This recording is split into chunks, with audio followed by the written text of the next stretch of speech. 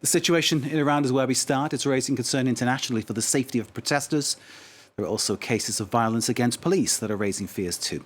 And at this stage, Iran's foreign minister and media are raising the spectre of civil war. Death in police custody of 22-year-old Mahsa Amini on September the 16th has been followed by successive nights of protests. This week, there have been 5 death sentences handed down to protesters by the Iranian authorities. These sentences, of course, have been, doubt has been cast upon them by human rights groups. And since the protests began, 362 demonstrators at least have been shot dead by Iran's security forces.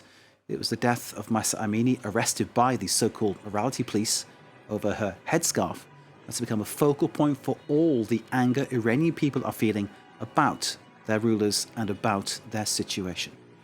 Let's bring in for analysis Tara Kangarlou, who's a journalist and professor at Georgetown University. Thank you very much for being with us. Can I start by asking how significant you feel it is that we're hearing from official voices the words civil war?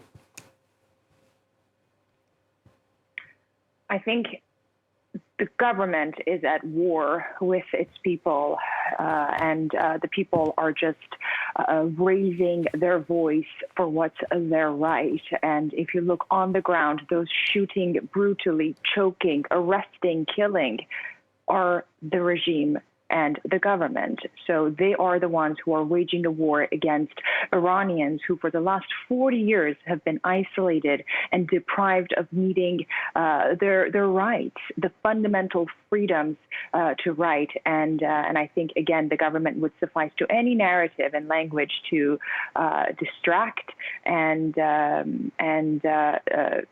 choke the government, the people. Tara, the more we see images such as those in the underground, the metro station, with civilians being fired upon, the more we see images like that, surely the Iranian government has to actually accept what is happening and stop denying this is taking place.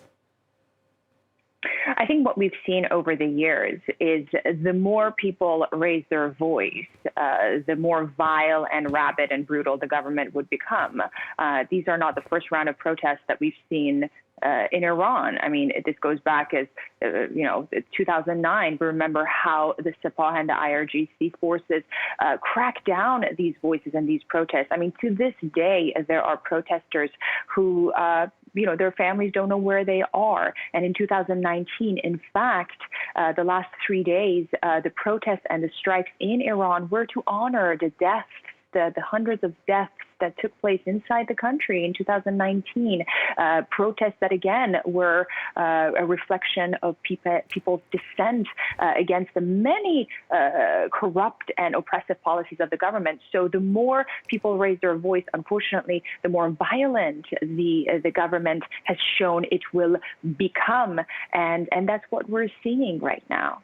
Tara, I've got to put the other side of this equation. There'll be those in the government circles, or those who apologise for the government, those who basically peddle the government's line, who say that there are terrorist elements within the protesters who are creating violent situations, who are attacking the police. We've actually had incidents reported of one police officer being killed, run down by a car. We've read reports of protesters with knives attacking members of the security forces. So, we're getting these kind of reports coming in. Are these things happening? Is it a case of people in desperate situations resorting to desperate measures in order to somehow advance their cause? First of all, there are elements, both domestic but also foreign, who have interests that don't align necessarily with the people of Iran. But if you focus on the people and the millions of people who are on the streets, they are peaceful protesters. They want their basic human rights and their fundamental civil rights met. And they're not sufficing to violence. But when you have an apparatus that is so vile and would suffice to any measure to choke dissent and these peaceful protests, you would naturally have moments where the police can, also be at risk and at danger. But why is it that right now there are thousands of protesters, peaceful protesters in prison?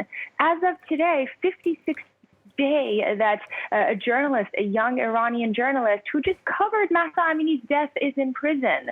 Why are these individuals, from teachers, professors, students, young girls, young citizens, in prison for just raising their voice? So I think that argument is quite deterring from the reality on the ground. And really, Iranian people, if they see their demands met, if they see change, if these thousands of protesters are released, if we don't see executions of those who have been detained, I think the situation is not going to escalate into violence.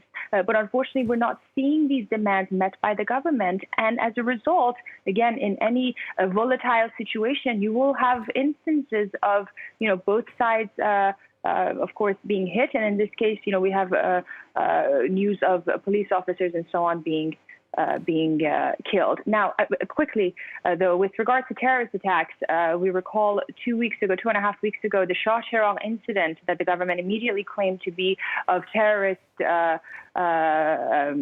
attack and of ISIS origin. We saw that to be false. So what happened in Khuzestan today is yet to be seen. But again, that narrative has been used by the government to deter the attention on the real issue on the ground. So that issue of deflecting, do you think that when the government says Israel's to blame for what's going on, when the government says the US is to blame for what's going on, or blames Western media, it's all about deflecting from the problems they've created?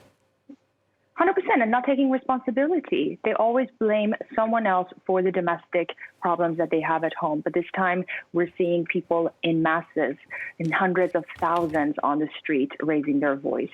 Tara, thank you very much indeed. Tara Kangarlou, journalist and professor at Georgetown University. Thank you for joining us and sharing your analysis of the situation in Iran with us here on France 24. We're watching, of course, for all developments in Iran.